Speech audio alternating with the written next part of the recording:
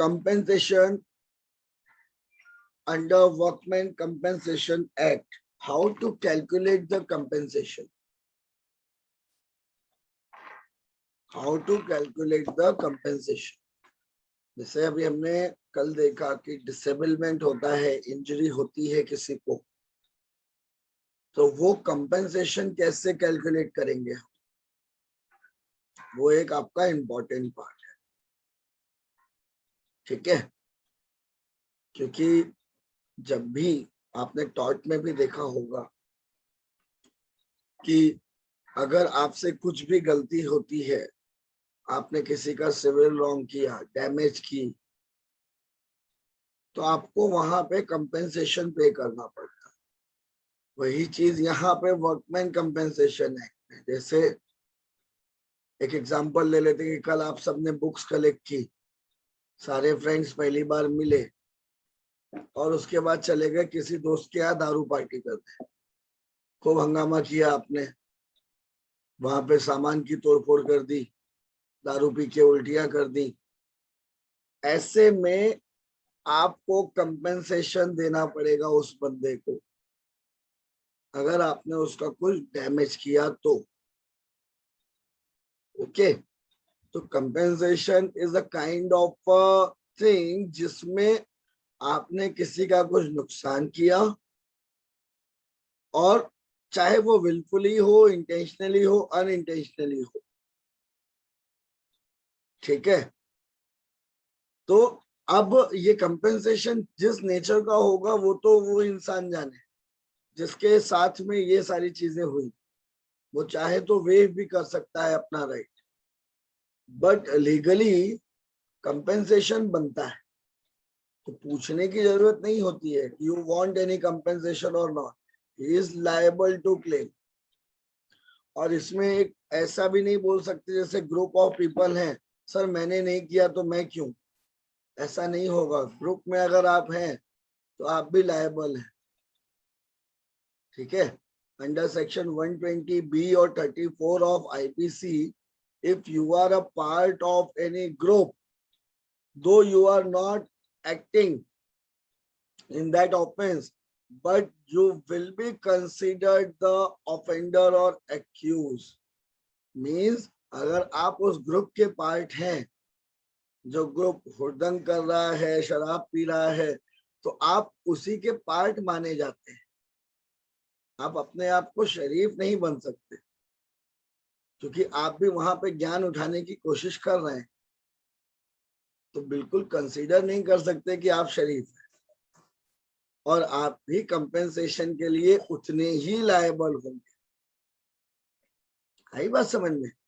तो वही चीज यहाँ पर आती है कि जब भी कंपेंसेशन की बात आती है तो यहाँ कंपेंसेशन देगा कौन?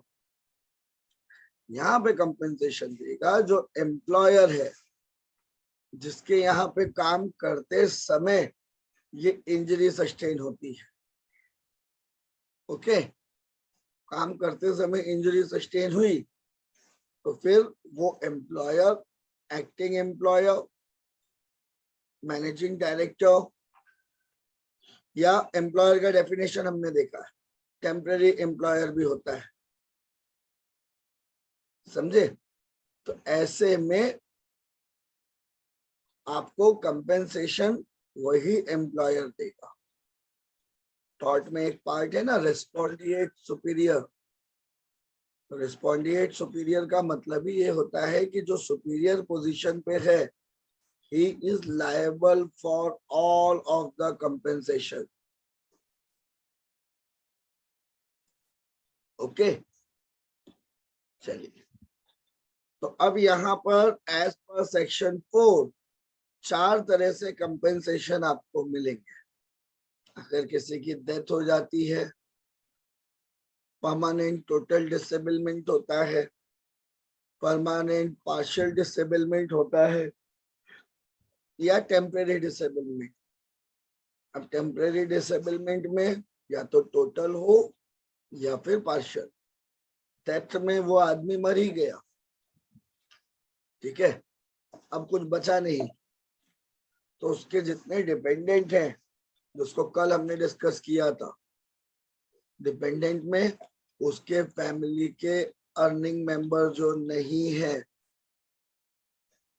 उसकी विडो होगी, उसके सन्स होंगे, उसके डॉटर्स होंगे, मदर फादर, ये सारे डिपेंडेंट में कहे जाते हैं. It is different from the succession act. Succession act में the property will divided into the categorize wise, that is the classes of hair.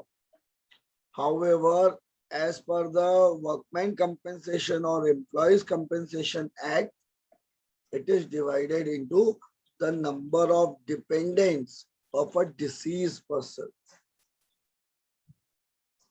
What my point?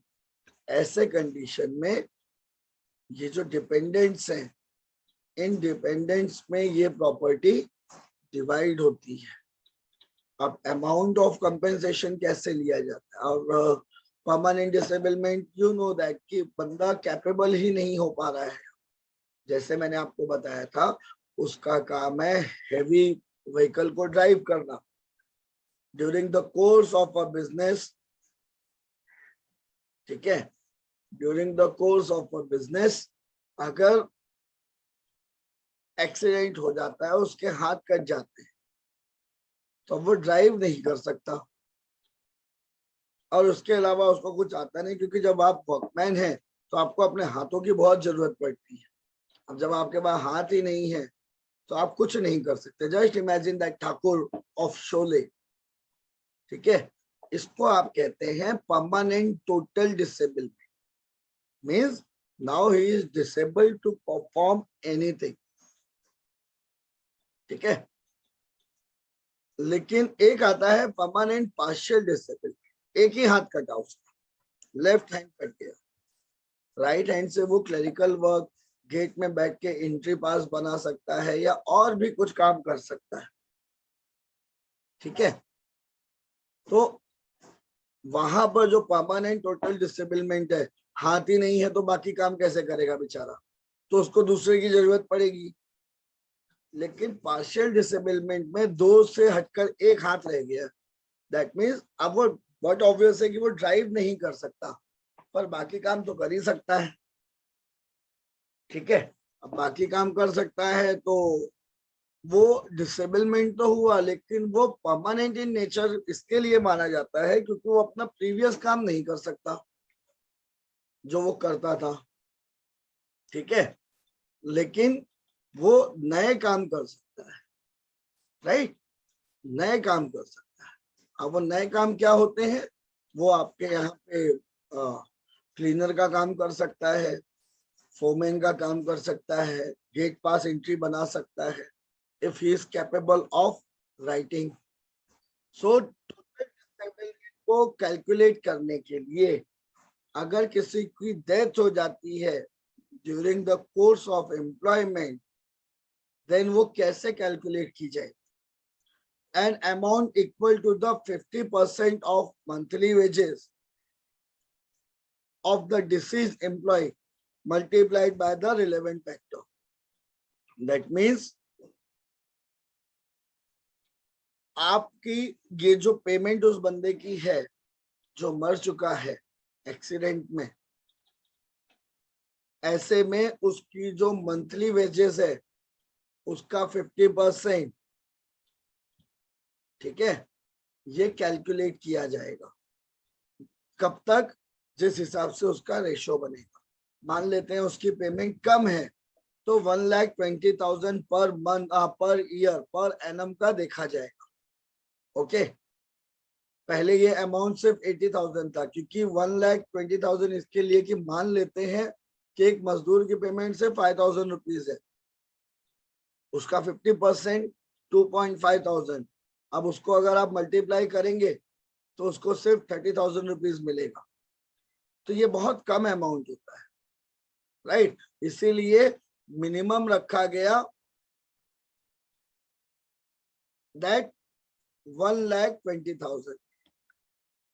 अब आते हैं रिलेवेंट फैक्टर. रिलेवेंट फैक्टर जो आपका कैलकुलेशन दिया हुआ है schedule 4 में, चैप्टर 7 में आपको ये रिलेवेंट फैक्टर मिलेगा जिसमें कैलकुलेशन कैसे करना है. ओके, कैलकुलेशन करना कैसे इंपॉर्टेंट है। ओके, पर एनम नहीं, पर ईयर। 1,20,000 per year. 1,20,000 50% के हिसाब से अगर आप जोड़े तो किसी भी मजदूर की पेमेंट 2,40,000 नहीं हो सकती। तो पर ईयर 1,20,000, क्योंकि मैंने अभी आपको बताया कि 5,000 10,000 कमाने वाला व्यक्ति 10,000 12,000 अगर वो कमा रहा है तो उसकी मंथली इनकम 50% अगर हम जोड़ेंगे तो वो हो गई 6,000। अब उस 6,000 को अगर आप 12 से मल्टीप्लाई करेंगे पर एनम निकालने के लिए तो 72,000 ही होता है। ओके, इसके लिए 1,20,000 मिनिमम रखा गया, जो 2009 में अमेंडमेंट किया गया। उसके पहले 80,000 होता था। This, the first necessary condition to invoke the application of the above provision is that the death should necessarily have resulted from the injury received by the employee. ये तो बट ऑब्वियस है, इसको हम कई बार डिस्कस कर चुके हैं। ठीक है, कि आपकी जो इंजरी हो रही है, अब आप खुद ही बोलते हैं, ठीक है, आपने ही एम्प्लॉयर को बोला इन करो इन करो इन करो। अब अगर एम्प्लॉयर इन कर दे, क्योंकि काफी दिन से देख रहा है ये चीजें, इन कर दे और फिर आपको इंजरी सस्टेन हो जाए तो during the course of employment होगा ये, फिर एम्प्लॉयर को आप नहीं बोल सकते। ठीक है, ऐसे ही तो कैलकुलेशन भी सिर्फ और सिर्फ उसको during the course of business में ही होना चाहिए। ठीक है, इंग्लिश केस लॉ को स्किप करिए। In an Indian case division bench, मैंने आपको डिवीजन बेंच बताया था। 3 तरीके की बेंच हमारे यहाँ बैठती हैं। कौन कौन सी बेंच बैठती है 3 तरीके की? पहली होती है सिंगल बेंच, जिसमें एक सिंगल जज होते हैं। ठीक है, दूसरी होती है आपकी डिवीजन बेंच, जहां पे 2 लोग बैठते हैं, 2 जजेस। और तीसरी होती है फुल बेंच, जहां पे 2 से ज्यादा जज होते हैं। आई बात समझ में? तो इस तरह से आपके डिवीजन बेंच में कोलकाता हाईकोर्ट ने एक डिसीजन दिया था। क्या दिया था इसमें? कैसे कैलकुलेशन किया जाए। ठीक है, तो कैलकुलेशन के लिए इन Dunham versus Clare and held that the wording used by the legislature follow the English law of compensation, that the disablement must result from the injury, though it is not necessary that disablement should be attributed to the injury. The correct test according to the court is not whether the disablement was a direct result. ठीक है, direct result हो ना हो, कल जैसे हमने आपका देखा था, लाइक कि आपकी ये जो इंजरी है, ट्रैफिक हवलदार है, ट्रैफिक पोस्ट वाले हैं, इनको जो इंजरीज होती हैं, इनकी इंजरीज कैसे मिलती है? थोड़ा थोड़ा थोड़ा थोड़ा ये सस्टेन करते, एक दिन में उनको कुछ नहीं हो जाता और अचानक उनकी लंग्स फेल हो जाते हैं। रीजन, ये इनहेल करते हैं, जो स्मोक इनहेल करते हैं। ओके, अदरवाइज इन सबको ये सारी चीजें एक साथ नहीं होती। हाँ, एक्सीडेंट हो जाए तो वो तुरंत का तुरंत नुकसान है, एक्सीडेंट नहीं हुआ है तो ये सारी चीजें उसको नुकसान करती। मैंने अभी जो आपको बेंचेस के बारे में बताया, उसमें बेंचेस सिर्फ 3 तरीके की होती है। ठीक है, 3 तरीके की बेंचेस होती है। कौन कौन सी? पहली होती है सिंगल बेंच, दूसरी होती है डिवीजन बेंच जिसको आप डबल बेंच कहते हैं, और तीसरी होती है आपकी फुल बेंच। फुल बेंच में नंबर ऑफ जजेस बहुत सारे हो सकते हैं, तो इसके लिए थर्ड बेंच या ट्रिपल बेंच नाम की ऐसी कोई चीज नहीं होती, याद रखिएगा। ओके, यहाँ पे आपको फर्स्ट बेंच और सिंगल बेंच मिलती है। तो यहाँ पर सिंगल बेंच ने क्या बोला, डबल डिवीजन बेंच ने कोलकाता हाई कोर्ट में, कि अगर आपको कोई भी इंजरी सस्टेन होती है, इंजरी सस्टेन आपको उस during the course of employment में होनी चाहिए। अब ये मैटर नहीं करता कि वो कोर्स ऑफ एम्प्लॉयमेंट में आपको डायरेक्ट हुई या फिर घुमा फिरा के हुई, कोई इश्यू नहीं, ठीक है, लेकिन आपको इंजरी हुई ये मैटर करता है। और ड्यूरिंग द कोर्स ऑफ मतलब it is the result of that employment. आ गई बात समझ में? During the result of that employment, otherwise आपकी इंजरी को माना नहीं जाएगा, ये याद रखिएगा। आपकी इंजरी तभी मानी जाती है जब आप को इंजरी जो लग रही है, आपकी डेथ जो रिजल्ट हो रही है, क्योंकि कई बार ऐसा होता है कि मान लेते हैं कि उसको हल्का सा कट या थोड़ा सा कट लगा, ठीक है, जो डिसेबलमेंट में था, टेम्परेरी डिसेबलमेंट ही मान लीजिए, लेकिन वो डिसेबलमेंट उसको गैंग्रीन में रिजल्ट कर जाता है और वो गैंग्रीन अमाउंट टू डेथ हो जाती है। तो अब ऐसे में आप ये नहीं बोल सकते कि एक्सीडेंट तो उसको 10 दिन पहले हुआ था तब नहीं मरा, तो अब आई एम नॉट रेडी और we are not ready for compensation. ऐसा नहीं होता। आई बात समझ में? तो ये सारी चीजें आपको वहां पे कैलकुलेशन मिलती है। आई बात समझ में?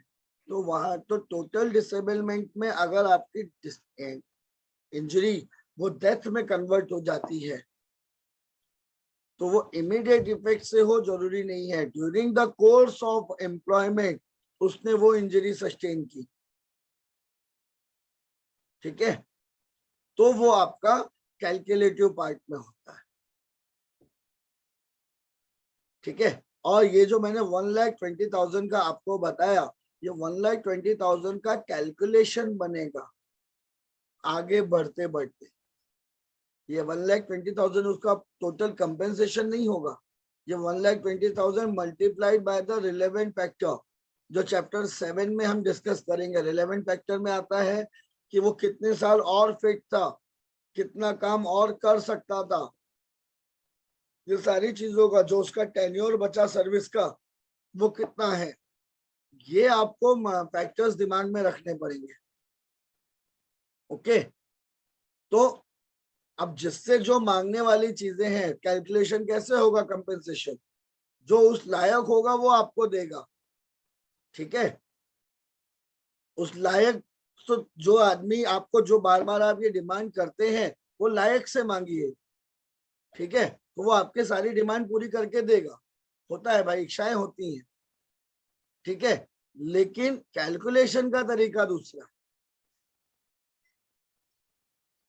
Got my point? चलिए, इसके बाद आते हैं परमानेंट टोटल डिसेबलमेंट, जिसमें वो आदमी इंजरी सस्टेन कर रहा है और इंजरी सस्टेन करने के बाद अब वो अपना वापस वो काम नहीं कर सकता जो काम at the time of accident वो करता था। Okay, that means he is not capable to rejoin on the same post after the accident. आई बात समझ में? ठीक है, चलिए। तो permanent total disablement, the amount of compensation is an amount equal to the 60% of the monthly wages or 1,40,000। Permanent total disablement में वो एम्प्लॉय खुद जिंदा है, तो यहाँ पर कैलकुलेशन सेम होगा, बस खाली आपको ये बेसिक अमाउंट याद रखना है, ठीक है। ये बेसिक अमाउंट देखना जरूरी है। डेथ में आपका अमाउंट था 1,20,000, परमानेंट टोटल डिसेबलमेंट में आपका अमाउंट है 1,40,000। ओके, चलिए, बाकी कंपेंसेशन जैसे कैलकुलेट करना है, वो जो रिलेवेंट फैक्टर है हम उसको करें। टोटल डिसेबलमेंट में परमानेंट एंड टोटल डिसेबलमेंट होना चाहिए। ऐसा नहीं है कि आज उसको इंजरी लगी, 2 महीने बाद वो वापस अपने काम पे आ गया, वही काम करने लगा, तो ये पार्शियल डिसेबलमेंट होगा, टोटल नहीं। टोटल मतलब अब वो काम नहीं कर सकता। जैसे मनीष जी ने अभी अपना पेन हाथ में पकड़ा हुआ है, इनकी ये उंगलियां ही टूट जाएं, 10 की 10 उंगलियां साफ हो जाएं, अब मनीष जी वापस ये पेन पकड़ नहीं सकते, तो ये टोटल डिसेबलमेंट है। ओके, तो टोटल डिसेबलमेंट में आपको ये चीजें याद रखनी पड़ती है कि that he is not capable to perform his work again, ठीक है, जिसके लिए वो एम्प्लॉयड था। आई बात समझ में? उसको आप बोलते हैं टोटल डिसेबलमेंट। इसका कैलकुलेशन हम आगे पढ़ेंगे, बार बार क्वेश्चन पूछने की जरूरत नहीं है। फिर उसके बाद आता है परमानेंट पार्शियल डिसेबलमेंट, कि परमानेंट डिसेबलमेंट तो हुआ लेकिन पार्शियल, दैट मींस उसके 2 हाथ के बदले 1 हाथ रह गया। ओके, अब 2 हाथ के बदले 1 हाथ रह गया। जैसे कोई इंसान है, जा रहा है एयरपोर्ट के लिए, ठीक है, और ऐसे में बंदा फ्लाइट में उड़ा, फ्लाइट क्रैश हो गई, भाई साहब सीधे चले गए तो डेथ आएगा, ठीक है। फ्लाइट क्रैश होती है, भाई साहब बच गए लेकिन दोनों हाथ कट गए, किसी मतलब के नहीं बचे, तो टोटल डिसेबलमेंट आएगा। 1 हाथ बचा, 1 हाथ तो है, अब वो जिसके लिए भी यूज कर ले वो 1 हाथ अवेलेबल है, बराबर। तो यहाँ पर परमानेंट पार्शियल डिसेबलमेंट आएगा, और खाली फ्रैक्चर वैक्चर लगा है और ठीक होके वापस आ सकता है, तो वो पार्शियल डिसेबलमेंट या टेम्परेरी इन नेचर का होगा। आई बात समझ में? ये चारों को आप कैलकुलेट करिए, ठीक है। तो डेथ में 1,20,000 के रेशो से कैलकुलेशन होगा, परमानेंट टोटल डिसेबलमेंट में 1,40,000 से होगा। अब परमानेंट पार्शियल डिसेबलमेंट में result from the injury of amount as follow. यहाँ पे आपको 2 चीजों को दिया हुआ है, ठीक है। In a case of injury specified in part 2 of schedule 1, such percentage of compensation which would have been payable in case of permanent total disablement as is specified therein as being the percent of loss earning capacity caused by the injury। यहाँ पे इसीलिए calculation नहीं है कि दोनों हाथों का जब वो यूज कर रहा था तो वो 20,000 कमा रहा था, ठीक है, मजदूर का काम कर रहा था, ड्राइवर का काम कर रहा था, इंजरी सस्टेन की, 1 हाथ उसका कट गया, ठीक है, 1 हाथ बचा, वो क्लरिकल वर्क यूज कर रहा है, क्लरिकल वर्क यूज करते समय अब वो 18,000 कमा रहा है, तो उसको एक्चुअली लॉस कितने का हुआ? सिर्फ 2,000 का। तो कैलकुलेशन ये 2,000 से कंटिन्यू। बात समझ रहे? जितना उसको लॉस होगा उतने ही लॉस को कैलकुलेशन माना जाएगा। अगर मान लेते हैं उसको 20,000 की ही सारी वो मिल गई, ठीक है, और सारी चीजें 20,000 के हिसाब से उसकी कंटिन्यू है, तो उसको लॉस जो हुआ है वो उसके सिर्फ लिम का हुआ, उसके लिए उसको मेडिकल कंपेंसेशन मिल जाएगा, बट वेजेस के हिसाब से कैलकुलेशन नहीं मिलेगा, क्योंकि जितना कमा रहा था उतना ही आपको कंटिन्यू कर दिया एम्प्लॉयर ने, तो आपका कोई नुकसान नहीं हुआ। आई बात समझ में? तो कंपेंसेशन मांगने के आप हकदार नहीं होते। In a case of injury not specified in Schedule 1, the percentage of compensation payable in case of permanent total disablement as proportionate to the loss of earning capacity permanently caused by the injury। तो यहाँ पर जो earning capacity उसकी loss हुई, वो earning capacity को ध्यान में रखा जाएगा। आई बात समझ में?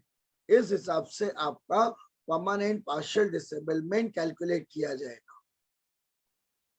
ओके, अब इसमें भी आता है कि परमानेंट पार्शियल डिसेबलमेंट हो गया, अब चौथा पार्ट है temporary disablement.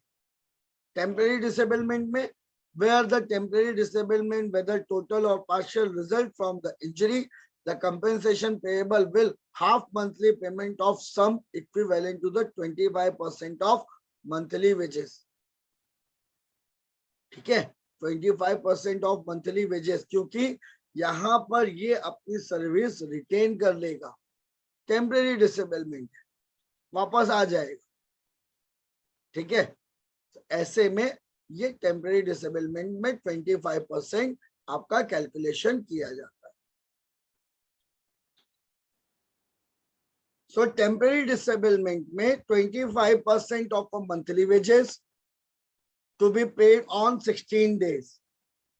That means 16 days, जब भी उसकी पेमेंट मंथली शुरू होती है उसके 16वें दिन आपको अवेलेबल कराया जाता है। आई बात समझ में? उसके बाद आता है that from the date of disablement where such disablement lasts for a period of 28 days or more. Disablement में 28 डेज या उससे ज्यादा का होगा तब वो टेम्परेरी डिसेबलमेंट माना जाएगा। After the expiry of a period 3 days from the date of disablement, 3 दिन या उससे ज्यादा अगर उसकी इंजरी चल रही है या उसका इफेक्ट है तो ये इसका मिनिमम पीरियड माना जाता है टिल 28 डेज तक। 28 डेज के ऊपर अगर उसकी इंजरी का अभी भी इफेक्ट आ रहा है तो वो टेम्परेरी डिसेबलमेंट लेकिन परमानेंट इन नेचर माना जाएगा। ओके, इसको आपको कम से कम 2 से 3 बार लिख के चार्ट बनाकर याद करना पड़ेगा। And thereafter half month during the disablement और during the period of 5 years whichever is shorter. ठीक है, यहाँ पर फिर से आप देख लीजिए, इसको फिर से रिपीट कर दे रहे हैं that total disablement means temporary disablement means where a temporary disablement, whether total or partial, temporary disablement में भी आपके 2 पार्ट दिए हुए हैं, टोटल भी है पार्शियल भी है। result from the injury, the compensation payable will be half monthly payment of sum equivalent to 25%। 25% उसकी हाफ पेएबल जो उसकी वो होगी वो जोड़ी जाती है कैलकुलेशन के लिए। जैसे हमने डेथ वाले में देखा 1,20,000 या 50%, इंजरी वाले में देखा 60%, पार्शियल डिसेबलमेंट में जितनी अर्निंग कैपेसिटी लॉस हो रही है, टेम्परेरी डिसेबलमेंट में 25%। टेम्परेरी डिसेबलमेंट कैलकुलेशन कैसे क्या करेंगे? The injury sustained by the injured person, that is workman, during the course of employment, not less than 3 days, not more than 28 days, then it is considered as temporary disablement। ये payment पाने के लिए कब liable है? 12 से 28 days या उसके बाद 16 डेज में उसको ये पेमेंट मिल जानी चाहिए। आप इसको ज्यादा लिंगर नहीं कर सकते। ओके, और उसके बाद ये 28 देने के बाद हाफ मंथली मीन्स यहाँ पे तो आपने 25% दे दिया, लेकिन अगर इसकी डिसेबलमेंट बढ़ती चली जा रही है बट वो टेम्परेरी इन नेचर है, मीन्स वापस ठीक होके आ जाएगा, काम करने लगेगा, लाइक उसको फ्रैक्चर हुआ है, ठीक है, ऐसे में वो वापस ज्वाइन करेगा, लेकिन जब तक वो ज्वाइन नहीं कर रहा है तब तक उसको हाफ पेमेंट मिलती रहेगी। बट इसके लिए भी पीरियड 5 years ही है, उससे ज्यादा नहीं। आई बात समझ में? However, the above provision are subject to the following 2 conditions। इसमें यहाँ पर 2 कंडीशन जोड़ दी गई है। From any lump sum or half monthly payments, one must be deduct the amount of payment of allowance which the employee has received from the employer। सीधी सी बात है, allowance जो उसको मंथली अलाउंस मिलता है उसका हाफ मिलेगा, बट इसमें medical treatment की जो पेमेंट है वो एक्सक्लूड रहेगी, इंक्लूड नहीं रहेगी।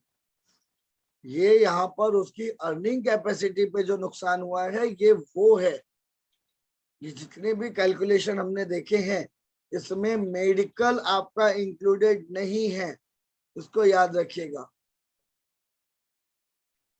No half monthly payment can in any case exceed the amount, if any, by which half the amount of a monthly wages of employee before exceed half of the such wages which he is earning after the accident. That means after the accident अगर ये injury उसकी बढ़ती चली जा रही है but वो temporary in nature ही है, परमानेंट में नहीं जा रही है, पार्शियल में नहीं जा रही है, ऐसे में जब तक वो ऑन बेड रहेगा या जब तक वो ज्वाइन नहीं करता तब तक उसको हाफ पेमेंट मिलती जाएगी। ओके, बट इसमें आपका मेडिकल ट्रीटमेंट एडेड नहीं होगा, ठीक है। As employer can validly make a deduction only if amount has been paid by him to the employee by way of a compensation prior receipt of lump sum of half per first monthly payment। जो मैंने आपको कल बताया था waiving of right या waiving of compensation. Waiving of compensation में अगर आप कुछ करते हैं, ठीक है, वेविंग ऑफ कंपेंसेशन में अगर आपको कुछ लगा कि आपको मालिक ने पहले ही पैसे दे दिए, एम्प्लॉयर ने पहले ही पैसे दे दिए, ठीक है, तो ऐसे कंडीशन में आपको, आपने वो अमाउंट रिसीव कर लिया तो बाद में आप इसको चैलेंज नहीं कर सकते, ठीक है, बाद में आप चैलेंज नहीं कर सकते। Reason you accepted the amount, but वो फ्री विल से होना चाहिए। फ्री विल से अगर आपने एक्सेप्ट नहीं किया है तो इसका कोई मीनिंग नहीं। तो जो अमाउंट आप लेते हैं, be careful eight the time of accident. आपने जो अमाउंट ऑफ कंपेंसेशन रिसीव कर लिया फिर आप दोबारा नहीं मांगेंगे। And in that condition the worker who sustain the injury waive their right to demand the compensation. What my point? ऐसे कंडीशन में आप जो भी ये सारी चीजें करें इंजरी सस्टेन होने के बाद, be careful for the amount of compensation. What my point? चलिए अब बढ़ते हैं आगे। Cessation of disablement. It is also provided that during the ceasing of a disablement, before the date on which any half monthly payment falls due to, there shall be payable in respect of that half month a sum of the proportion of the duration of disablement in that half month. Means जब तक वो disabled है तब तक उसको half payment मिलती रहेगी up to 5 years, उसके बाद नहीं, ये याद रखिएगा। हाफ पेमेंट उसको अप टू 5 years ही मिलती है, 5 years के बाद उसको हाफ पेमेंट नहीं मिलेगी। तो डिसेबलमेंट जो उसका चल रहा है वो नेचर ऑफ डिसेबलमेंट भी उसका 50% के लिए लायबल है जब तक उसको हाफ पेमेंट मिलेगी, उसके बाद वो पेमेंट बंद हो जाएगी। Okay, whether the compensation higher than what is claimed can be awarded। मान लेते हैं कई बार ऐसा होता है कि जो कंपेंसेशन प्रोवाइड किया जा रहा है एम्प्लॉय उसके लिए एग्री नहीं करता। ओके, अब एम्प्लॉय एग्री नहीं कर रहा है तो ऐसे में वो जाएगा कोर्ट और वो डिमांड करेगा हायर कंपेंसेशन की। तो इसमें क्या होगा? इसमें कोलकाता हाईकोर्ट ने एक दिया हुआ था, कर्नाटका हाईकोर्ट ने pardon, that the Karnataka High Court held that under the act the commissioner has a jurisdiction to award a compensation higher than what is asked for in a claim petition if according to law। अगर calculation में act में जो calculation दिया है उससे ज्यादा अगर calculation amount हो रहा है या कंपेंसेशन मांगा जा रहा है और अगर वो एज पर लॉ है तो यस ही इज लायबल और लेबर कमिश्नर उसको ग्रांट भी कर सकता है। तो depend on the lawful condition. अगर उसकी कंडीशन बैठती है और लॉफुली वो परफेक्ट है, ऐसे में the labor commissioner will grant a compensation higher than the amount fixed in the act. Got my point? तो इसके लिए कोई हार्ड एंड टफ और रिजिड रूल नहीं बनाया गया है। ओके, उसके बाद आते हैं पेमेंट फॉर फ्यूनरल एक्सपेंसेस। जिस एम्प्लॉय की डेथ हो गई है, अब उसका फ्यूनरल एक्सपेंसेस कौन करेगा? सुनने में अजीब लगता है, लेकिन अक्सर कई बार ऐसा होता है कि कुछ फैमिलीज होती हैं जिनके पास फ्यूनरल के लिए भी एक्सपेंसेस नहीं होते। अभी हमने बहुत सारे केसेस देखे हैं 4-5 दिन पहले के ही, कि गंगा में कोविड वाली लाशें बहाई जा रही है, राइट। कुछ गलती आप मान सकते हैं कि एडमिनिस्ट्रेशन की, बट कुछ चीजें ऐसी हैं कि उन फैमिलीज के पास पैसे नहीं है जहां पे वो फ्यूनरल एक्सपेंसेस कर पाए। ऐसे कंडीशन में वो लाशों को ऐसे ही बहा दे रहे हैं बिना लास्ट रिचुअल किए, क्योंकि आपके लिए लगता है 5,000 में तो सब आ जाता है, बट उनके लिए 5,000 उनकी मंथली या 2 मंथ की इनकम होती है। It is not possible for them. Okay, यहाँ पे ऐसा आता है, it is also provided that if the injury of a employee results in his death, the employer must, in addition to the compensation referred above, also deposit with the commissioner a sum of 5,000 rupees for a payment of the same to the eldest survivor dependent of the workman towards the funeral expenses. उसको 5,000 रुपए extra जमा करने पड़ेंगे। किसके लिए? जो eldest person होगा, male person, जो उसको लास्ट रिचुअल्स उसकी पूरा करेगा।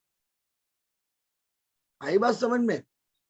लास्ट रिचुअल पूरा करने के लिए, क्योंकि अगर आप हिंदू हैं तो लकड़ी और दुनिया भर का सामान लगता है, मुस्लिम है तो कब्र खोदने वाले को पैसे देने पड़ते हैं, क्रिश्चियन है तो कॉफिन बनाना पड़ता है। मीन्स मरने के बाद भी आपके एक्सपेंसेस खत्म नहीं होते, और वो भी अगर death during the course of employment लगी है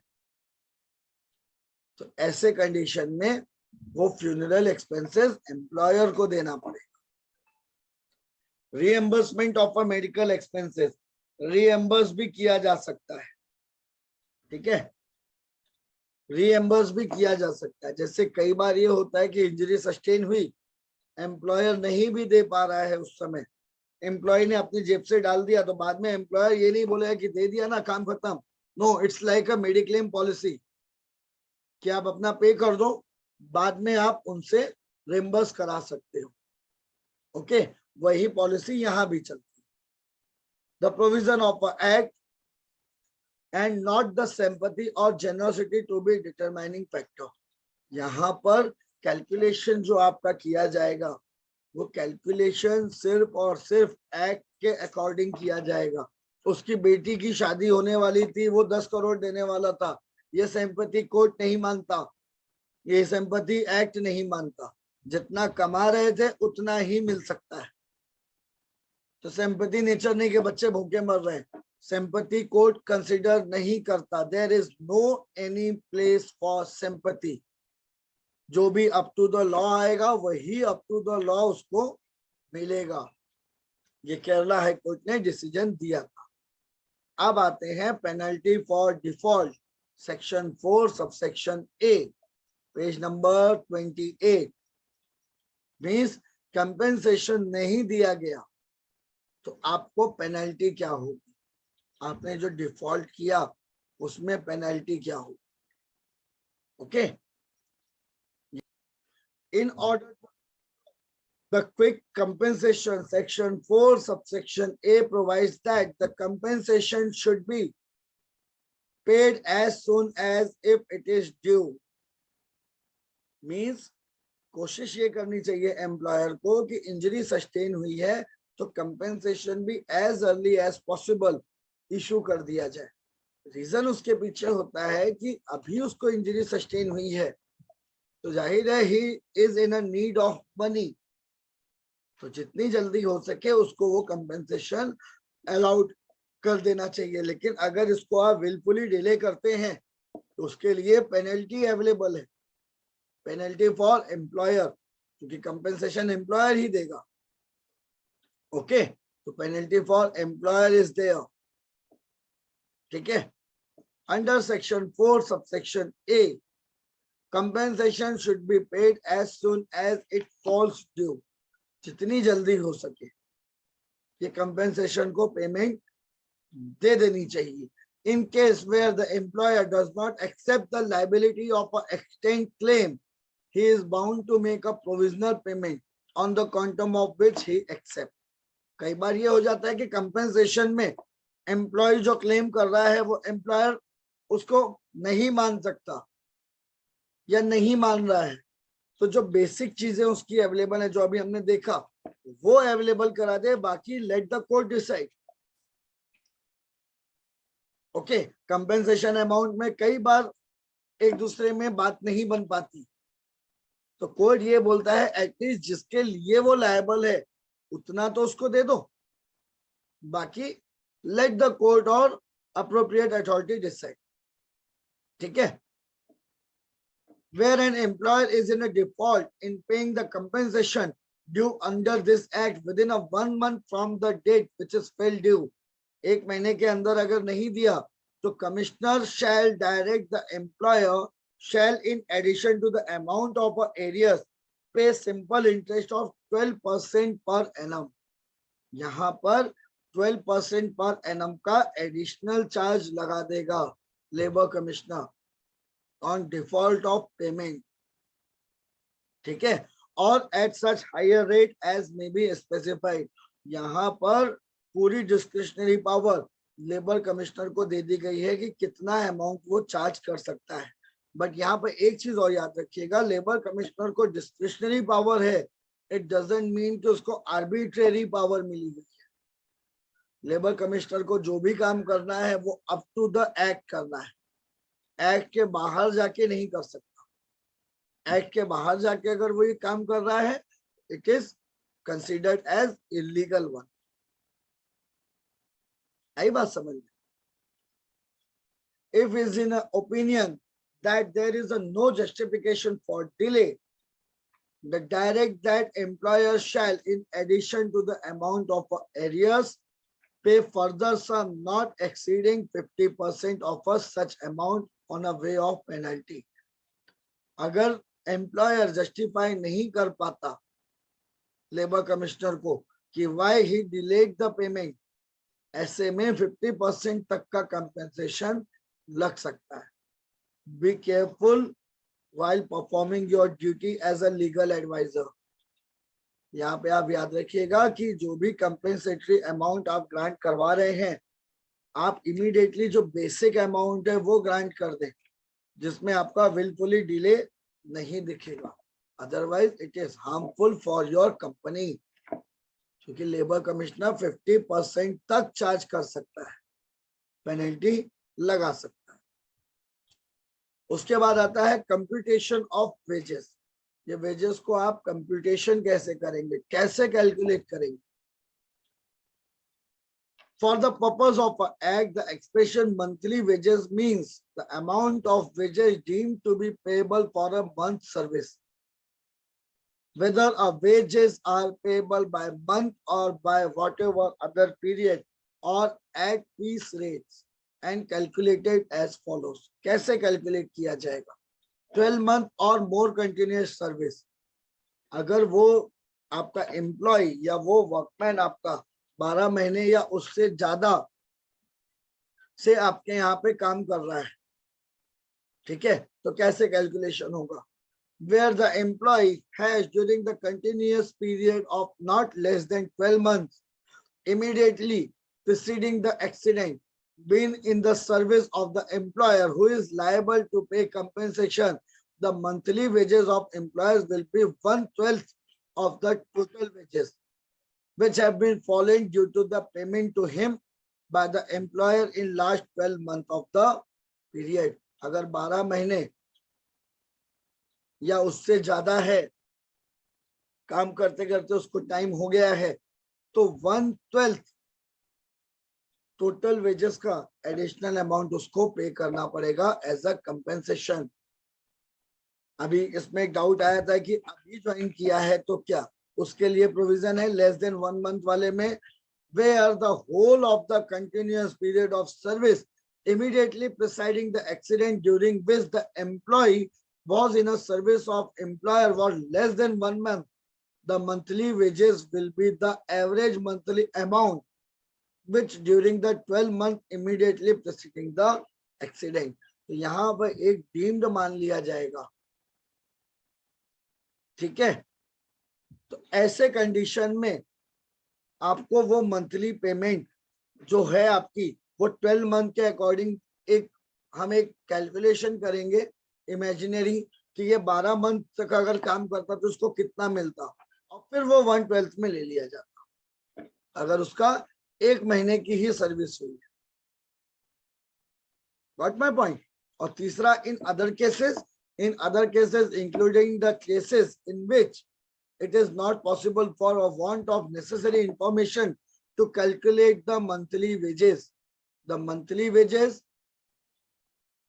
will be the 30 times the total wages earned in respect of the last continuous period. यहाँ पर उसको कैलकुलेट करके 30 टाइम्स का जोड़ लिया जाएगा अगर अदर केसेस में आता है जहां पे वो 1 महीना या 12 महीने के ऊपर है। Okay, so this is your calculation of wages. तो our next topic of discussion is, हमने सेसेशन पढ़ लिया, हमने पेनल्टी फॉर डिफॉल्ट देख लिया, कंप्यूटेशन ऑफ वेजेस कैसे होगा वो भी हमने देखा कि वेजेस जो निकालना है वो कैसे, ठीक है। अब इसमें हम नया पार्ट देखेंगे, review under section 6 of employees compensation act. So this is the one of the important part, to review the amount of a compensation which is granted, उसको रिव्यू करना है। रिव्यू किसी भी चीज के लिए जरूरी होता है। For a healthy system it is the compulsory part two review the decision. उसके पीछे का रीजन ये होता है कि रिव्यू करने से आपके अंदर एक आर्बिट्रेरीनेस नहीं होती, क्योंकि आपके एक्शन को चेक करने के लिए कोई अवेलेबल है। ओके, तो यहाँ पे रिव्यू पिटीशन या रिव्यू होना, आपको कोई भी कंपेंसेशन ग्रांट कर रहा है तो वो कंपेंसेशन ग्रांट करते समय वो सही है नहीं है, जस्टिफाइड है नहीं है, इसको चेक करने के लिए अंडर सेक्शन 6 रिव्यू का आपको अवेलेबल करा के दिया है। Under the section 6 any monthly, half monthly payment payable under the act may be reviewed by the commissioner under certain circumstances. Labour commissioner इस मंथली पेमेंट को रिव्यू करता है। मैंने आपको बताया है कि लेबर कमिश्नर के पास पावर होती है रिव्यू की। तो जाहिर है जो कंपेंसेशन आपने दिया उससे अगर वो वर्कमैन सेटिस्फाइड है तो बात अलग है, बट अगर सेटिस्फाइड नहीं है, उनके बीच डिस्प्यूट होता है, तो मैंने आपको इंडस्ट्रियल डिस्प्यूट एक्ट में भी बताया था, द प्राइमरी कंसर्न कौन डिसाइड करेगा, that is the appropriate government, and who is the representative of appropriate government, labour commissioner. तो रिव्यू की पावर भी कमिश्नर को ही दी गई है। Such a review can be made on an application filed either by the employer or employee.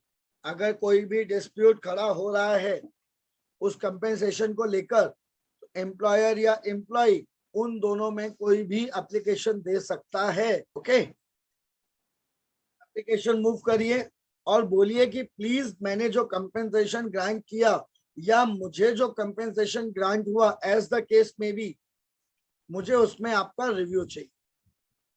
और वो review वो grant check करेगा, कैलकुलेशन बैठाएगा, अमाउंट ऑफ कंपेंसेशन देखेगा, क्वांटम ऑफ इंजरी देखेगा और उसके बाद वो आगे बढ़ेगा। ठीक है। The application must be accompanied by a certified medical practitioner. Certified medical practitioner के बारे में मैंने कल भी आपको डेफिनेशन दिया था। ठीक है। सर्टिफाइड मेडिकल प्रैक्टिशनर ही होगा जो आपको बता सकता है that what is the quantum of injury sustain by the employee during the course. कई बार इंजरी आपको दूसरी लगी होती है लेकिन आप इसमें कवर अप करना चाहते हैं, तो वो जरूरी नहीं है कि वो कवर अप हो, और उसको चेक करने के लिए एज ए एक्सपर्ट विटनेस कौन आएगा? डॉक्टर आएगा। आपको बुखार है, अब वो बुखार वायरल है या कोरोना है, आप खांस रहे हैं बैठ के, तो ये सिगरेट की वजह से खांसे या घर में तड़का लगने की वजह से खांसे या आपको कोरोना हो गया इसके लिए खांसे या जनरल खांसे, ये कौन डिसाइड करेगा? अगर एक्सपर्ट विटनेस लेना हो तो only doctor who are having the expertise. ठीक है। वो एक्सपर्टाइज की ओपिनियन यहां पे भी जरूरी है कि जो इंजरी वो सस्टेन कर रहा है वो इंजरी कैसी थी। ठीक है। तो वो वही डॉक्टर बता सकता है। A review is also investigate on an application made without such application या without such certificate। यहाँ पर आपको मेडिकल सर्टिफिकेट होना जरूरी है but it's not compulsory. Medical certificate आप लगा लीजिए तो वो अच्छा रहेगा आपके लिए, अगर नहीं भी लगाते हैं तो भी रिव्यू होता है, फिर कमिश्नर अपनी पावर यूज करेगा to investigate. Okay. Under this section, an application must be either accompanied by the medical certificate stating that there has been a charge in an employee's condition, change in an employee's condition, or be without such certificate if a ground on which application is made on a ground specified under Rule 3 of the Workmen Compensation Rule 1924. ये rule क्या कहता है? इस rule के according जो भी injury sustain हुई उसके रेशियो में जो कंपेंसेशन ग्रांट हुआ, अगर प्राइमा फेसी वो इंजरी को देखकर वो कंपेंसेशन मोर देन एक्सपेक्टेड है, ऐसे में मेडिकल सर्टिफिकेट की जरूरत नहीं है, जिसको आप कहते हैं ड्यू डिलिजेंस। ओके। कि ड्यू डिलिजेंस में अगर आपको कंपेंसेशन ग्रांट होता है then there is no need for any certificate of medical practitioner. This section only applies in a case of temporary disablement, whether of a partial or total of nature. Reason temporary disablement का ऐसा है क्योंकि temporary disablement में समझ में नहीं आता, आप चिल्लाते रहते हैं मेरा सर दुख रहा है, पर सर दुखने का आज तक कोई मेडिकल सर्टिफिकेट नहीं बना है। हर वाइफ को काम ना करना हो तो एक ही बहाना होता है, मेरा सर दुख रहा है। हस्बैंड को काम धंधा करना पड़ता है, लेकिन बोलेंगे डॉक्टर के पास चलो, तो डॉक्टर के पास नहीं जाएगी क्योंकि डॉक्टर क्या बताएगा? सर दुखने का कोई वो तो है नहीं, सर दुखना, पेट दुखना, राइट, ये एक जनरल क्राइटेरिया होते हैं, काम ना करने का बहाना, राइट। तो ये सारी चीजें आपकी अवेलेबल होती हैं। ओके। तो कंपेंसेशन आपका मास्टर ग्रांट करता है, तो यहाँ पे वॉइस ऑफ वर्सा नहीं चलता। आप कंपेंसेशन मास्टर से मांग रहे हैं, एम्प्लॉयर से मांग रहे हैं, ठीक है। तो यहाँ पे वो चीजें नहीं, तो यहाँ पे वो चीजें नहीं चलती। ओके। चलिए, commissioner power to review. Review कहाँ पे डाला जाता है? सिर्फ टेम्परेरी डिसेबलमेंट में, याद रखिएगा, परमानेंट डिसेबलमेंट में नहीं, क्योंकि वो प्राइमा फेसी दिख रहा है, उसके लिए प्रॉपर आपके पास, अब जिसका हाथ कट गया है, हाथ ही अवेलेबल नहीं, तो उसमें रिव्यू की क्या जरूरत है? ऐसा थोड़ी है वो हाथ अंदर छुपा के ऊपर से शर्ट पहन के आया होगा, ऐसा नहीं हो सकता। तो वहां पे किसी रिव्यू की जरूरत नहीं है, वहां पे रूल्स ऑलरेडी बने हुए हैं। रिव्यू की जरूरत टेम्परेरी डिसेबलमेंट में होती है, जहां चांसेस हैं बहानेबाजी के। ओके, ऐसे कंडीशन में आपके रिव्यू की जरूरत पड़ती है जहां पे बहाने मारे जाए। ठीक है, चलिए, in an application for review the commissioner may subject to the provision of this act continue, increase, decrease or end any half monthly payment। याद रखिएगा, कमिश्नर के पास सारे पावर है।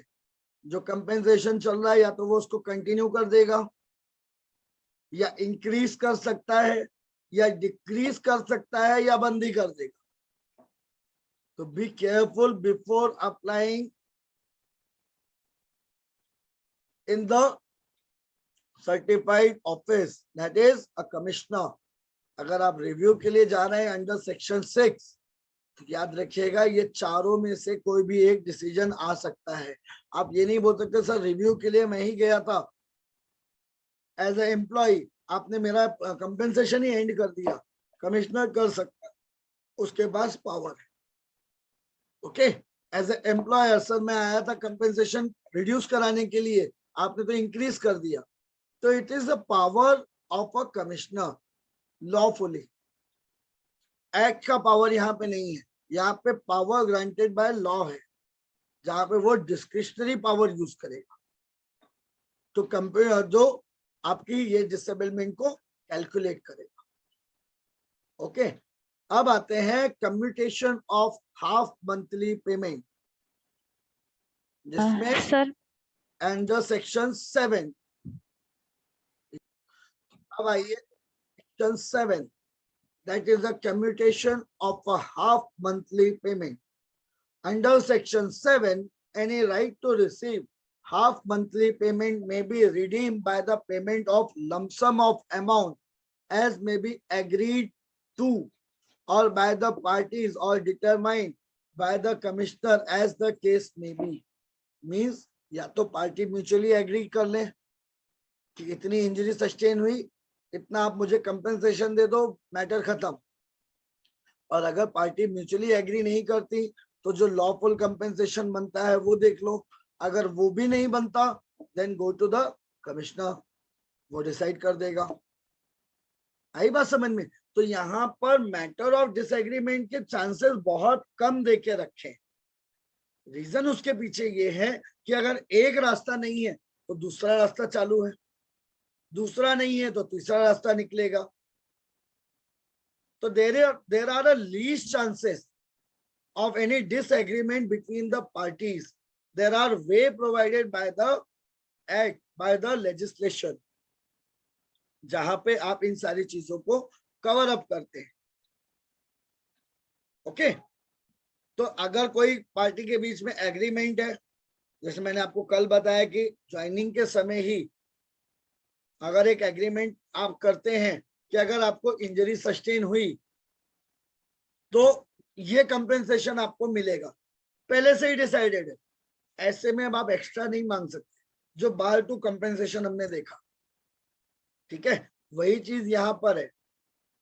आप रिव्यू के लिए कब जाएंगे? जब कोई एक्सप्रेस कॉन्ट्रैक्ट नहीं होगा।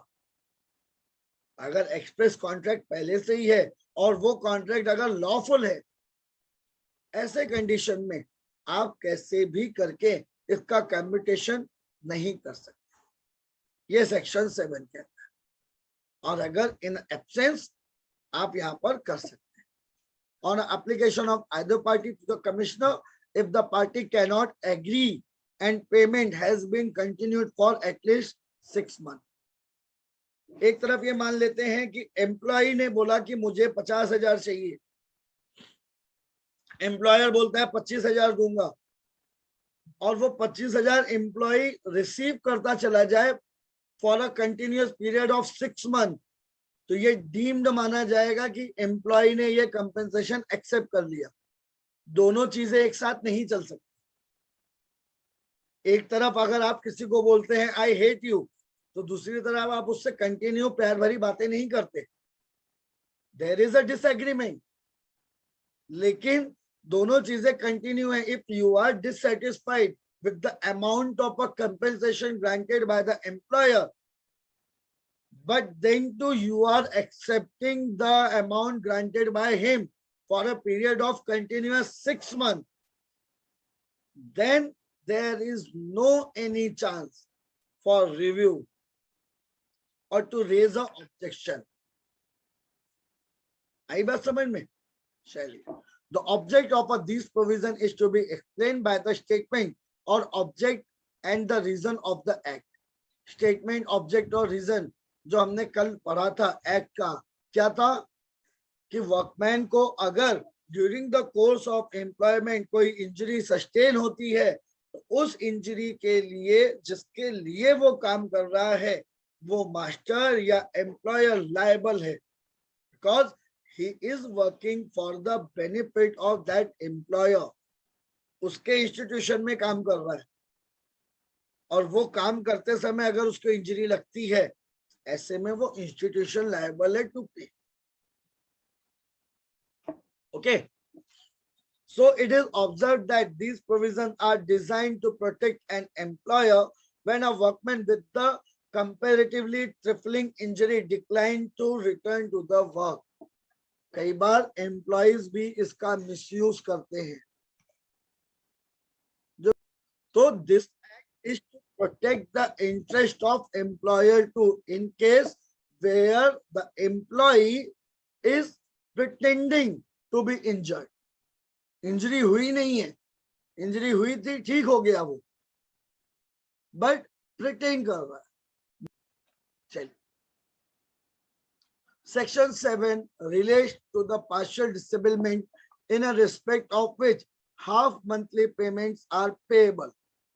The computation contemplated by this section is in the form of a redemption of any right to receive any such act.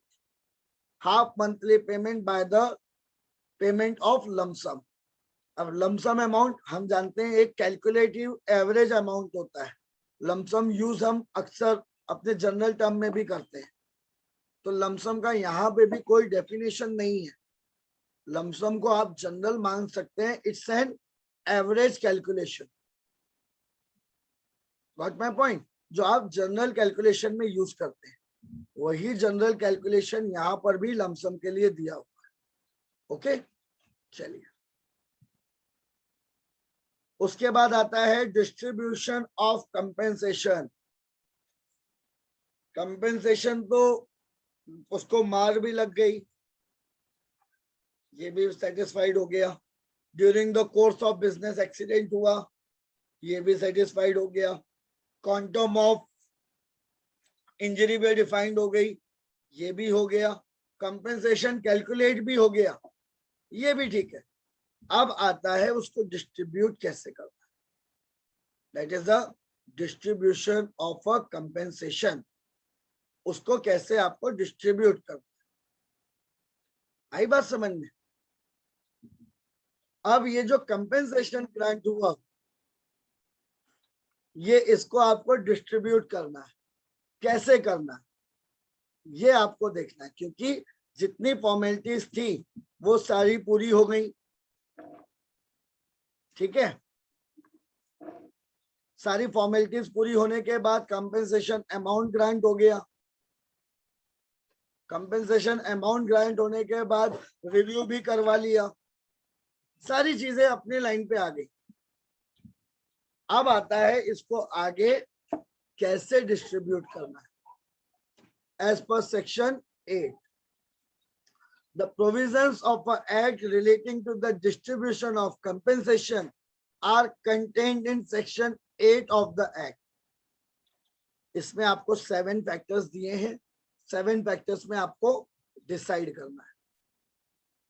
ठीक है, कि अमाउंट ऑफ कंपेंसेशन कैसे ग्रांट किया जाए. When the amount is to be deposited, section 8 subsection 1, under section 8 subsection 1, the payment of compensation must be, in case of a person covered thereby, be deposited with the commissioner in following cases. कौन-कौन से cases हैं? Point 1, when the compensation is in a respect of an employee who had died as a result of injury. मान लेते हैं वो जो employ था उसको इंजरी सस्टेन हुई और उसकी डेथ हो गई, मर गया। अब मर गया तो जाहिर है वो खुद तो पेमेंट लेने आएगा नहीं, तो ऐसे में किसको दिया जाए? या in case of a women और a person under a legal disability if a compensation is payable in lump sum. Lump sum amount में अगर पेमेंट दी जा रही है, या जो वर्कमैन है ये आपकी विमेन है, तो कैसे इसका कैलकुलेशन किया जाए या कैसे उसको डिस्ट्रीब्यूट किया जाए? The act thus prohibit direct payment by an employer in above mentioned cases. Death हो गई या इंजरी सस्टेन हुई, वो विमेन है या लीगल डिसेबल है, ऐसे में डायरेक्ट उस बंदे को पेमेंट नहीं दे सकते आप। ओके, मरे हुए इंसान को, विमेन एम्प्लॉय को, या फिर जो डिसेबल्ड हो गया है उसको। However, in a case of a deceased employee, an employer may give advance to his dependent of an amount equal to 3 months wages of such employee. Dependent की डेफिनेशन हमने देखी है, जो भी अपने आप को लीगली डिपेंडेंट प्रूफ कर देगा बिफोर एम्प्लॉय, उसको 3 मंथ की एवरेज पेमेंट एम्प्लॉयर ग्रांट कर देगा। रेस्ट वो बाकी पार्ट ऑफ कैलकुलेशन है। This is the preliminary amount, ताकि उसका ब्रेड एंड बटर नुकसान ना हो, क्योंकि कैलकुलेट करने में टाइम लगता है। No one is ready. आज आप मेरे यहाँ काम कर रहे हैं, आज आपकी डेथ हो जाए तो मुझे कैलकुलेशन निकालना पड़ेगा, आपका सर्विस रिकॉर्ड चेक करना पड़ेगा, कितनी आपकी टर्म्स एंड कंडीशन बाकी है, कैसी इंजरी लगी, इसके लिए टाइम लगता है। तो बेसिकली उसको 3 मंथ की वेजेस पास कर देनी है उसके।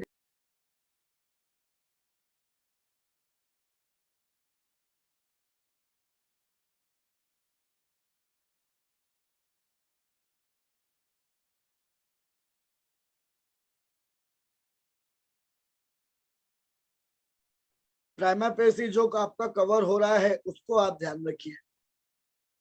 आई बात समझ में? तो 3 मंथ का कंपेंसेशन ग्रांट करिए, rest is a part of calculation.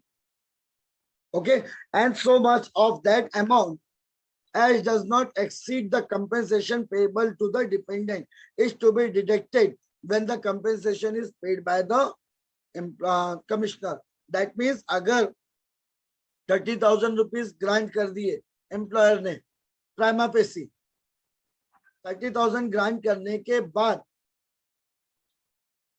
Labour commissioner ने उसको ग्रांट किया 1 लाख रुपया, तो ये 30,000 आप डिडक्ट करके वो लेबर कमिश्नर दे देगा एम्प्लॉयर को, या सिर्फ 70,000 देने की बात करेगा। तो जो प्राइमा फेसी जो अमाउंट दिया गया है वो प्राइमा फेसी अमाउंट वैसे ही रहेगा। वो ऐसा नहीं है कि ऐसे ही बांट दिया, नो, वो वैसे ही रहेगा। आई बात समझ में?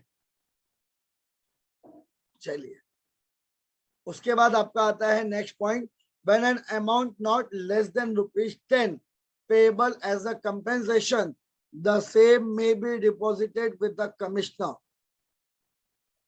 ठीक है, वापस आप कमिश्नर के पास उसको डिपॉजिट कर सकते हैं। पहले वाला प्रोविजन समझा आपने कि जो मैंने आपको बताया कि 3 महीने का मंथली पेमेंट दे देना है। ओके, क्योंकि कैलकुलेशन होने में टाइम जाएगा, कैलकुलेशन होने में टाइम जाएगा। ऐसे कंडीशन में आपको पहले उसको 3 महीने का मंथली पेमेंट दे देना है। बाद में लेबर कमिश्नर ने जो भी कंपेंसेशन निकाला, जो प्रायर पे कर चुके हैं, वो आपको वापस पे नहीं करना है, मतलब एडिशनल पे नहीं करना है, वो आपका डिडक्ट हो जाएगा। What my point? तो यहां पर जो इंसान मर चुका है उसके डिपेंडेंट को ही तो आप देंगे, ठीक है? जो मर चुका है उसके डिपेंडेंट को देंगे, विमेन है उसके डिपेंडेंट को देंगे। विमेन अगर उसको डिसेबलमेंट हुआ है तो उसके डिपेंडेंट को देंगे। ऐसे कंडीशन में ये सारा अमाउंट जब बाद में लेबर कमिश्नर कंपेंसेट करेगा या कैलकुलेट करेगा, ऐसे में आपका ये सारी चीजें कवर होती है और वो अमाउंट वो डिडक्ट करके देगा। Got my point. उसके बाद हम आते हैं डिस्चार्ज। ठीक है, हम आते हैं discharge. The receipt of a commissioner is sufficient discharge in respect of any compensation deposited with him। कई बार ऐसा होता है कि डिपॉजिट किया हुआ है कोई भी चीज, ठीक है, कई बार एडवांस कंपेंसेशन भी आप डिपॉजिट कर सकते हैं। ठीक है, अब डिपॉजिट करने के बाद कैलकुलेशन हुआ, कैलकुलेशन के बाद जितना अमाउंट डिपॉजिटेड था वो आप विड्रॉल कर लीजिए, अदर अमाउंट वो आपको मिल जाएगा।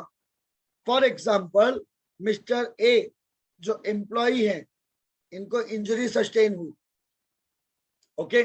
मिस्टर बी जो एम्प्लॉयर है, इन्होंने 3 महीने की payment as a 30,000 mister A के घर वालों को दे दी, ओके। उसके बाद उसने 50,000 लेबर कमिश्नर के यहाँ पे डिपॉजिट कर दिया एज अ कंपेंसेशन कि let the labour commissioner decide, क्योंकि मैंने आपको बताया ना कैलकुलेशन में टाइम जाएगा। मान लेते हैं लेबर कमिश्नर ने 1 लाख रुपए का कंपेंसेशन ग्रांट किया, अब इस 1 लाख में 30,000 डिडक्ट हो गया, बराबर। 50,000 ऑलरेडी लेबर के यहाँ पर है, कमिश्नर के यहाँ पर, वो 50,000 के लिए वो एनओसी दे देगा कि आप इसको विड्रॉ कर लीजिए। तो बचा कितना, ऊपर का सिर्फ 30,000, 20,000, राइट। वो 20,000 पे करके आपका कंपेंसेशन 1 लाख कवर हो जाएगा। ये 1 लाख वो 30 प्लस ये 50 का एडिशनल अमाउंट नहीं होगा, ये याद रखिएगा। कैलकुलेशन इस हिसाब से बनेगा, जो आप कर चुके हैं वो रिम्बर्स भी तो होगा ना। ये कैलकुलेशन लेबर कमिश्नर करता है। Got my point. चलिए, फिर उसके बाद आता है प्रोसीजर ऑन डिपॉजिट, कैसे डिपॉजिट किया जाए। ठीक है, इसको आपको डिपॉजिट करना है। Under section 8 subsection 4 prescribe the procedure followed by a commissioner on a deposit of any money stated therein. The provision, however, applies only to the deposit made as a compensation in case of deceased workman. एक workman की death हो गई है, death होने के बाद अब वो डिपॉजिट कैसे करेंगे आप। ठीक है, अब डिपॉजिट करने के लिए बहुत सारे प्रोविजंस अवेलेबल हैं। आप ऑफिस जाके डिपॉजिट कर सकते हैं, घर जाके डिपॉजिट दे सकते हैं, डिपेंड करता है जहां आपको प्लेस मिल जाए वहां आप डिपॉजिट कर सकते हैं। इसके लिए कोई हार्ड एंड टफ रूल नहीं है। ठीक है, तो on a deposit of a compensation referred to above, the commissioner should, if he thinks necessary, cause notice to be published or serve on each of the dependent। Employer ने तो deposit कर दिया, अब लेबर कमिश्नर वो एक public notice निकालेगा। ये generally माना जाता है कि डिपॉजिट करने के, देखिए वे भी अलग अलग है, जरूरी नहीं कि उस अकाउंट में ही डिपॉजिट किया जाए, अदर अकाउंट भी अवेलेबल है। ठीक है, अदर अकाउंट से भी डिपॉजिट हो सकता है, यहां से भी कर सकते हैं, आप ऑफिस से भी कर सकते हैं। तो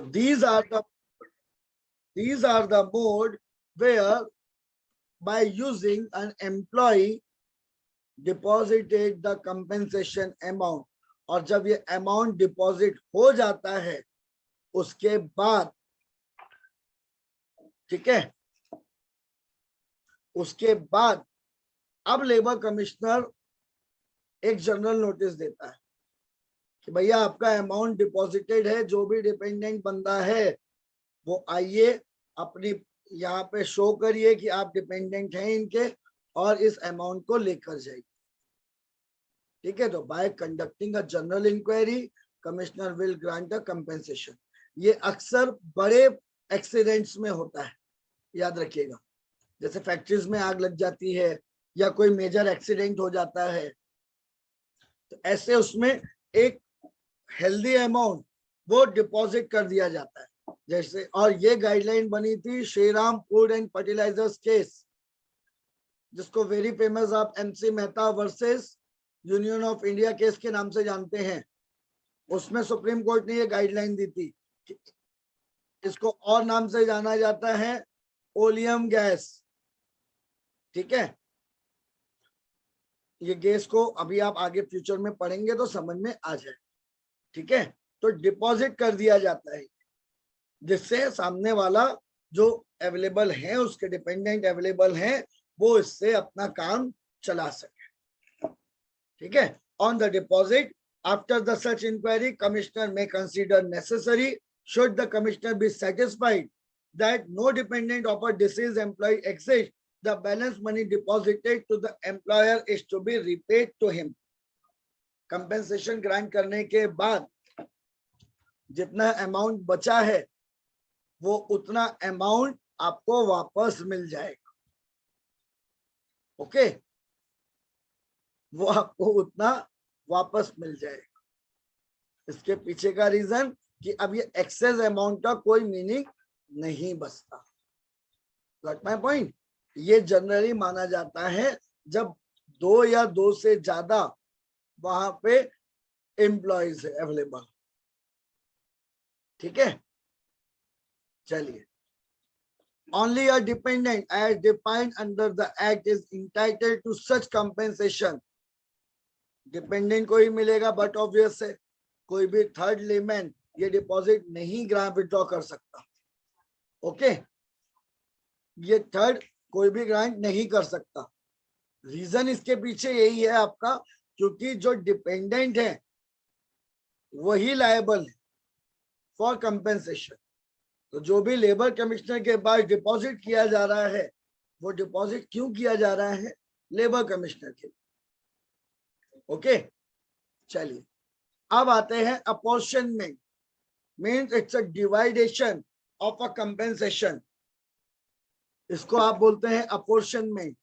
फॉर एग्जाम्पल, आप केक लाते हैं, आप केक को आप सब लोगों में बांटते हैं, जो पीसेस, उसको बोला जाता है अपॉर्शनमेंट। ओके, अब यहां पे भी कंपेंसेशन तो ग्रांट कर दिया, डिपॉजिट भी कर दिया, अब अपॉर्शनमेंट कैसे होगा उस कंपेंसेशन का? The following provision apply only in a cases of a compensation. ठीक है, deposited in respect of a deceased employee prior to the apportionment among the dependent. The amount paid in respect of employees' funeral expenses may be deducted. यहां पर आप ये add on नहीं कर सकते apportionment के लिए, ये आप नहीं कर सकते। रीजन इसके पीछे है, रीजन इसके पीछे यही है क्योंकि फ्यूनरल एक्सपेंसेस ये आपका अलग होता है।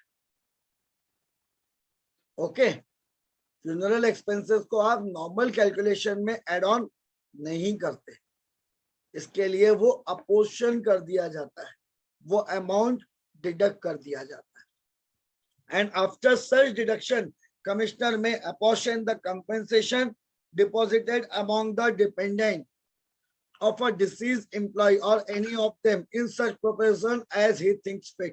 जैसे उस एम्प्लॉय के 4 डिपेंडेंट अवेलेबल है, अब 4 डिपेंडेंट अवेलेबल है और 1 लाख रुपए आया है, तो जाहिर है वो 25-25 के 4 अपॉर्शनमेंट करेगा और वो चारों को बांट देगा, या जो भी अपना हिस्सा लेने आएगा तो वो 1 लाख रुपए नहीं देगा, वो सिर्फ 25,000 देगा।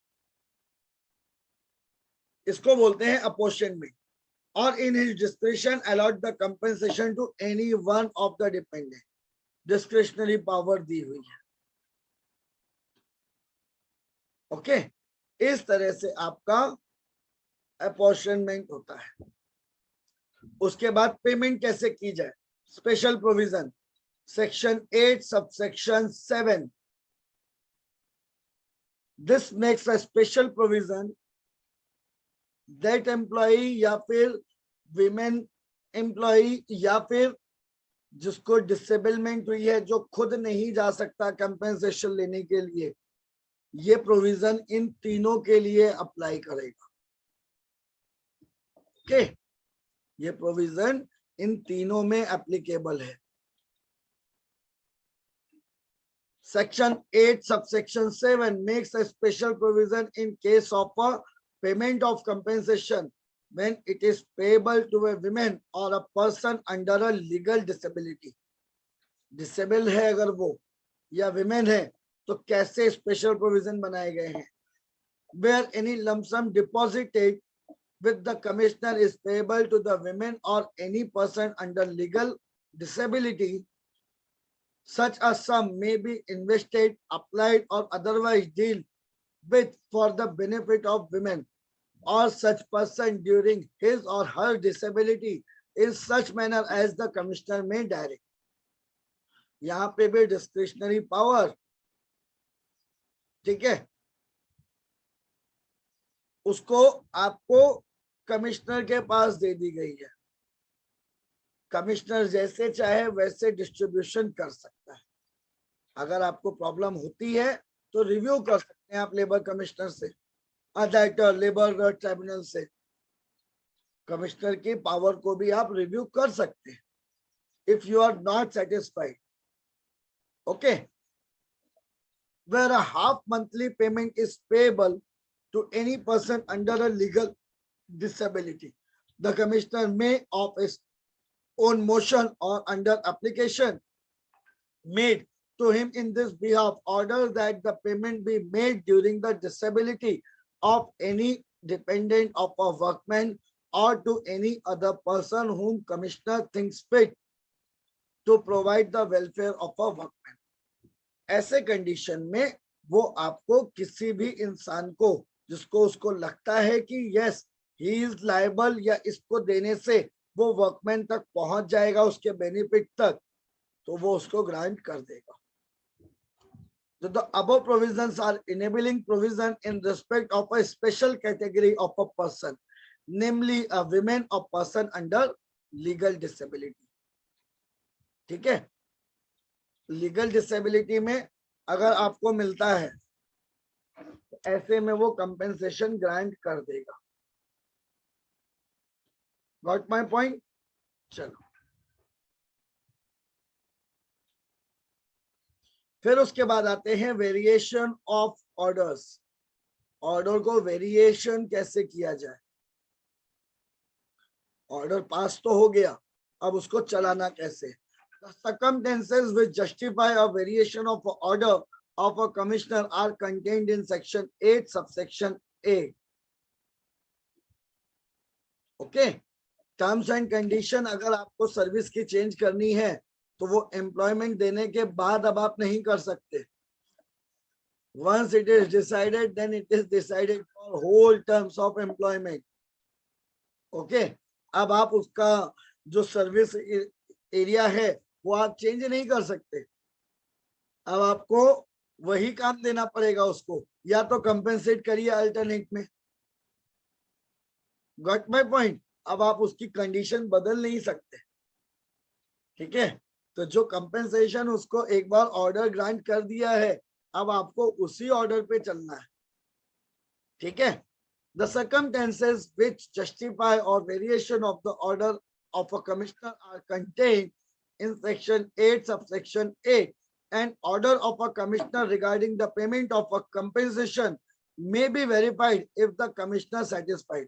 अगर कमिश्नर को सेटिस्फाइड आप कर पा रहे हैं तो बात अलग है अल्टरनेटिव्स के लिए, लेकिन अगर कमिश्नर सेटिस्फाइड नहीं है अल्टरनेटिव्स के लिए तो ये ऑप्शन आपके पास नहीं है। ठीक है, तो variation is not allowed. Got my point? अगर कमिश्नर सेटिस्फाइड नहीं होता आपके अल्टरनेटिव से, तो यहाँ पे कमिश्नर सेटिस्फाइड नहीं है तो आपके अल्टरनेटिव्स नहीं चलेंगे। Okay, childrens are being neglected by a parents. उसने कंपेंसेशन ग्रांट कर दिया वर्कमैन को, लेकिन वर्कमैन अपने बच्चों को नेग्लेक्ट कर रहा है, सारे कंपेंसेशन का अमाउंट वो दारू में उड़ा रहा है, ऐसे में ये कंपेंसेशन रोक सकता है commissioner. There is a variation of any circumstances of dependent, dependent ने अपने को दिखाया that I am permanent disabled, मैं कुछ काम नहीं कर सकता, बट वो कहीं और जाके काम कर रहा है और कमिश्नर के सामने ये बात आ गई, ऐसे में भी वो आपके कंपेंसेशन को वेरिएट कर देगा, रोक देगा। और third, there is any other sufficient cause, ठीक है, सफिशिएंट कॉज होना चाहिए, अच्छी कंडीशन में भी मिले तो भी आदमी उसको अलाउड नहीं करता, अगर ग्रांट नहीं करना है उसको तो, सेटिस्फेक्शन नहीं है तो याद रखिएगा, उसको जिस टर्म्स में सेटिस्फेक्शन है वो उसी पे रहेगा। तो यहाँ पे कंसेंट लेना जरूरी है, आप अपने आप वेरिएशन में नहीं ला सकते। Got my point? Such variation may be made on an application or even suo motu, variation हो सकता है, ठीक है, अगर एप्लीकेशन आप करें और कमिश्नर को सेटिस्फाइड करें, ठीक है, तो बात अलग है, अदरवाइज नहीं, ठीक है। The distribution of any compensation, the manner of investment, application of dealing of the same. Natural justice required that all persons should be given a fair opportunity. आप ऐसे ही मुंह उठा के चेंज नहीं कर सकते, फेयर अपॉर्चुनिटी दीजिए, वेदर ही satisfied और नॉट। इफ सेटिस्फाइड, फिर आगे पीछे ऊपर नीचे कोई चीज आपकी सुनी नहीं जाएगी, तो आपको वेरिएशन की पावर नहीं है। बट माय पॉइंट, ये आपका कहता है सेक्शन 8 सबसेक्शन 8, ठीक है। तो आप और इस सेटिस्फेक्शन के लिए आप बाउंडेशन भी नहीं कर सकते कि आप वेरिएशन करिए, no, you can not bound a commissioner, it's his discretionary power. Okay, तो this is your distribution of compensation as per Compensation Act.